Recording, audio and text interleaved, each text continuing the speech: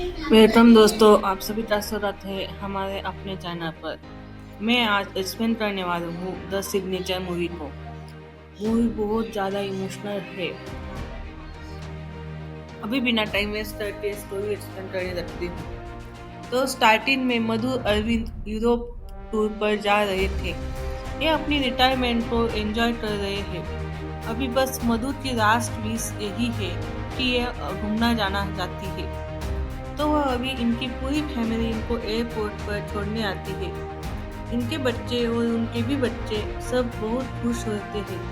Selfie लेते हुए अंदर जा रहे होते हैं। तभी मधु को क्लीन रेज हो जाता है। इसको सीरियस कंडीशन में हॉस्पिटल में एडमिट किया जाता है। कंडीशन इतनी सीरियस रहती है कि 30 सेकंड मधु की डेथ हो जाए कुछ कह नहीं सकते। अभी मूवी तेज और शिफ्ट हो जाती है। मधु की कंडीशन में थोड़ा सा भी सुधार नहीं है। अरविंद मधु की प्रेजेंस को फील करने को खुद को इस हार्ड टाइम में फाइट करने के लिए मधु के फेवरेट प्लेस पर आ जाता है, बट वहाँ मधु नहीं आ सकती थी। ये ऐसे ही थोड़ा टाइम वहाँ रुक कर वापस जाता है। ब्रेन हेमरेज होने के कारण डॉक्टर्स ने मशीन के जरिए मधु की हार्ट बीट को मेंटेन रखा है। ऊपर से मेडिसिन को भी इनके 9 डेज में रात खर्च हो चुके हैं और अभी भी मधु की कंडीशन सेम है, पर इम्प्रूवमेंट नहीं है। अरविंद का बेटा आनंद इसे डीएनए फॉर्म पर साइन करने को बोल रहा है, पर अरविंद को इसका मीनिंग नहीं पता था। यह डॉक्टर से पूछने गया। डॉक्टर बताता है कि डीएनए फॉर्म पर साइन मिलने के बाद मधु को जो आर्टिफिशियल ट्रीटमेंट मिल रहा है वो बंद हो जाएगा। जैसे वेंटिलेटर पर मेडिसिन चलती है, अगर एक्सचेंज होती है तब भी मधु को कोई मशीन वाला ट्रीटमेंट नहीं मिलेगा। अभी अरविंद को समझ आया कि इसका बेटा गिव अप पर कर दिया है। यह डॉक्टर से बस एक चीज बोलने के लिए कहता है कि मैं तो ठीक हो जाएगी। यह अपनी साइड से बेस्ट ट्राई कर रहे हैं, पर डॉक्टर इतनी भी तसल्ली अरविंद को नहीं देते कि अरविंद फिर भी होपलेस फील नहीं करता। इसको अभी भी होप है कि मधु ठीक हो सकती है। यह अपने बेटे से फाइट करने चला गया। आनंद अरविंद को मेडिकल एक्सपेंस काउंट करना स्टार्ट कर देता है और एक्सपेक्ट कर रहा है कि अरविंद भी ना करे। आनंद बताता है कि अरविंद के अकाउंट में ₹1,00,000 थे। अभी उसमें से 55 लाख खर्च हो चुके हैं। आज इसके फ्रेंड्स हेल्प करने को रेडी है, बट कल को पैसे कहाँ से लाएंगे और पैसों को कहाँ से? ऊपर से मधु की हेल्प का कोई चांस नहीं। तो अभी डीएनए फॉर्म पर साइन करना ही सही होगा। इसकी भी अपनी लाइफ है, बच्चे हैं, अपनी प्रॉब्लम से। यह उनकी लाइफ को रिस्क पर डालकर तो मधु की हेल्प नहीं कर सकता। अभी अरविंद की अपने बेटे से तो सारी उम्मीदें टूट चुकी है। यह आनंद से पूछता है कि क्या हम बताएं कि तुमको बड़ा करने को हमें क्या क्या प्रॉब्लम फेस करनी पड़ी, क्या क्या खर्च हुआ था। ये मधु को इस हालत में यहाँ मरने के लिए छोड़ नहीं सकता। अरविंद को आनंद के पैसे नहीं चाहिए, बस आनंद साथ खड़ा रहे इतना ही काफी था। बट आनंद तो इतना भी नहीं करना चाहता। यह बोलता है कि इसको जॉब से लीव नहीं मिलेगी और यहाँ से चला गया। अरविंद पास अभी बिल्कुल पैसे नहीं थे। यह बहुत सोचने के बाद अपनी बेटी से हेल्प मांगने गया। अरविंद अंजू के हाथ जोड़ता है, इसको कुछ पैसे दे दे। अरविंद सारे पैसे लौटा देगा। यह कभी अंजू को उसके हस्बैंड के आगे शर्मिंदा नहीं होने देगा।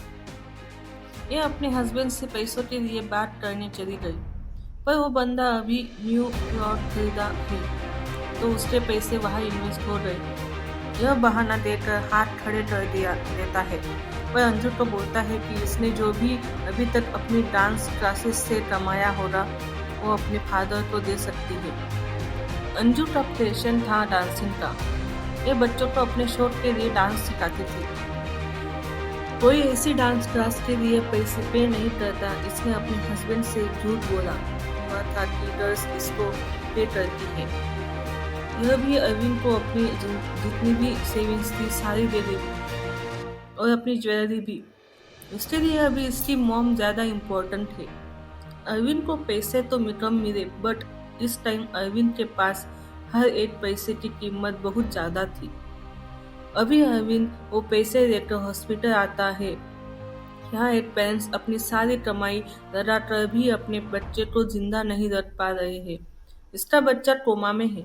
डॉक्टर्स ने जरूरत से ज्यादा चीजें उस बच्चे के लिए प्रिस्क्राइब की है, जिससे आज यह बंदा फ्रस्ट्रेट हो चुका है और अरविंद का भी मेडिसिन का पेपर लेकर डॉक्टर से कंप्लेन करने चला जाता है। जब ये बच्चे को यहाँ लेकर आया था तब तो इन्होंने जितने पैसे मांगे, जहाँ जहाँ साइन करने को बोला, ये किया था। बट अब जब इनको पता है कि डॉक्टर्स एक बच्चे के लिए पूरी फौज का सामान मंगा रहे हैं, तब इसको गुस्सा आ गया। डॉक्टर बस इमरजेंसी लिखकर दे देता है और गार्जियन को वो जाना ही पड़ता है। एक तरीके से पेरेंट्स को ब्लैकमेल किया जा रहा है।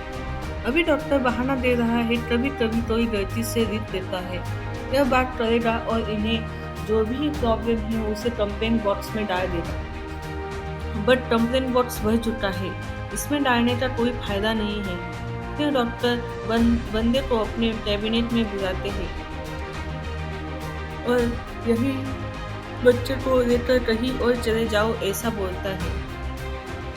अच्छे इंप्रूवमेंट्स इस हॉस्पिटल में है और कहीं ऐसी मेडिकल फैसिलिटी नहीं मिल पाएगी। अभी इस चीज का भी यह डॉक्टर गलत फायदा उठाता है, इसको इंसाफ नहीं मिलता। ये ऑडियंस बाहर आकर सभी को अवेयर करने की कोशिश करता है कि मुंह खोलो, पूछो डॉक्टर से इतना बिल क्यों। आज जो इस पर आई है कल को वो सभी पर आएगी और एक दिन ये प्लास्टिक बैग में आपको पेशेंट में को भरकर दे देंगे। पर तब कोई कुछ नहीं बोलता। सभी को अपने रिलेटिव के लिए जितना हो सकता था उतना किया था। बस कैसे भी रिलेटिव ठीक हो जाए, अरविंद भी कुछ नहीं बोला। अब डॉक्टर आकर अरविंद को बोलता है कि मधु दवाइयों पर रिस्पॉन्स दे रही है, इसने होप नहीं छोड़नी चाहिए। पर जब यही क्वेश्चन अरविंद कर रहा था कि एक होप दे दो कि आप पूरी कोशिश कर रहे हो, तब ये बंदा नहीं बोला था। आज उस हंगामे के बाद बोल रहा है, कई और फैमिली वाले ऐसे बीज के लिए ना बोलने लग जाए। अरविंद को भी अभी छोटी सी होप दिखी। डॉक्टर कामयाब हो चुका था इसके इमोशंस के साथ खेलने में। अरविंद अभी और पैसे कैसे भी और कहीं से भी अरेंज करके लाएगा। यहाँ अरविंद की बहू नलिनी अपनी बच्ची के साथ आती है। यह अरविंद के लिए खाना लेकर आई थी। आनंद तो अपने काम पर जा चुका है। अरविंद पूछने की कोशिश करता है कि आनंद अभी भी इससे गुस्सा है क्या। नलिनी बताती है कि आनंद के मुंह से कभी कभी निकलता है कि बेटी की शादी तो धूमधाम से की, पर जब आनंद को अपनी वर्कशॉप के लिए पैसे चाहिए थे तब नहीं दिए। अभी अरविंद को अपने गांव चला जाता है, वहाँ पैसों का कोई जुगाड़ करने के लिए। अरविंद यहाँ अपने घर को बेचने आया है। वह घर जहाँ यह मधु के साथ रहता था, जहाँ बहुत सारी यादें जुड़ी हुई है, वहाँ एक अकेला प्लेस जो इनकी लाइफ टाइम की मनी से बना है। इसको बेचने के बाद अरविंद के पास अपना बोलने के लिए कोई जगह नहीं रहेगी। पर अरविंद फिर भी रेडी है। यह अपने पास को याद करने लगता है। यह मधु के साथ कितना कुछ था। मधु अरविंद की लिखी हुई पोएम्स के बुक को पब्लिश करना चाहती थी। मधु ने घर को ही नहीं बल्कि अरविंद को भी बहुत अच्छे से संभाला हुआ था। अरविंद तो सीधा सा बंदा था। मधु ही थी जो इसकी लाइफ को कलरफुल की थी। अभी ये अपने फ्रेंड प्रभु को बुला देता है और घर के लिए कोई डीलर ढूंढने को बोलता है। प्रभु के पास अगर पैसे होते तो अरविंद को दे देता और कभी घर बेचने की जरूरत नहीं पड़ती। यह अपना सब कुछ दे देता। अरविंद को पैसे आज के आज ही चाहिए। मधु से जिंदा है मशीन को चलाते रहने को पैसा देना पड़ेगा। डेली अगर कोई बायर भी जाता है तो इतनी जल्दी लाखों रुपए तो अरविंद को लाकर नहीं देगा। अरविंद घर को हाफ रेट में भी बेचने को मान गया। इसे तो आज ही पैसे चाहिए थे, पर घर काफी बड़ा है, इसको हाफ रेट पर भी एक ही डे में बेचना मुश्किल है। फिर भी प्रभु बायर ढूंढने में लग जाता है। यह अरविंद को उसके बेटे को बुलाने को बोलता है क्योंकि यह घर ज्वाइंट ओनरशिप पर है। अरविंद और आनंद दोनों के प्रॉपर्टी के पेपर्स पर साइन लगेंगे। अरविंद जानता था कि आनंद रेडी नहीं हो रहा, वो तो फाइट करने चला गया है। मधु को मरने को छोड़कर फिर भी आनंद उससे बात करने का कॉल करता है। आनंद घर बेचने को मना करता है और साइन करने से साफ मना करता है। अरविंद फुल नाइट बैठकर सोचता रहता है कि कैसे घर बेचेगा। ये डिसाइड कर देता है कि अपने बेटे को फेक सिग्नेचर करेगा। घर को तो बेचना ही पड़ेगा, पर पप्पू इसको समझाता है कि अभी अगर घर बेच दिया और मधु ठीक भी हो गई तो बाद में क्या होगा। धोखाधड़ी के लिए अरविंद को जेल जाना पड़ेगा। लोन आनंद के नाम पर है, वो भी फंसेगा। उसके बीवी बच्चे रोड पर आ जाएंगे। क्या यह अरविंद को चलेगा? अरविंद ऐसा नहीं कर सकता। ये खुद तो जेल जा सकता था, पर उनकी फैमिली को तो रोड पर नहीं ला सकता था। अभी प्रभु इसको इनके पूछने के घर जहाँ इसका भाई रहता है वहां से अपना हिस्सा मांगने को बोलता है। वो प्रॉपर्टी को और देने को कोई प्रॉब्लम नहीं होगी, पर वो चाहता है कि यह भी साथ चले, क्योंकि अरविंद सीधा सा बंदा है। यह अपना वो प्रॉपर्टी में नहीं मानेगा, शम के मारे ज्यादा बोल ही नहीं पाएगा। बट अरविंद अकेला ही चला गया। अरविंद यहाँ कई सालों के बाद वापस आया था। जब से यह शहर में गया थे तभी वापस ढूंढकर नहीं आया।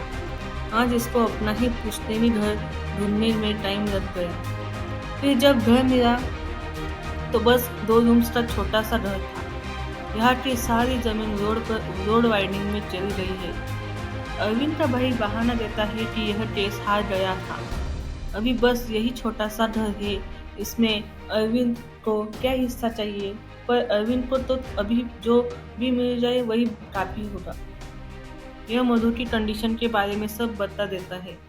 तब अरविंद के भाई ने इसे 1 लाख रुपए देकर प्रॉपर्टी का हिस्सा बताकर बात खत्म कर देता है और बोल देता है कि अभी यहाँ अरविंद का कुछ नहीं है सिवाय इसके भाई के।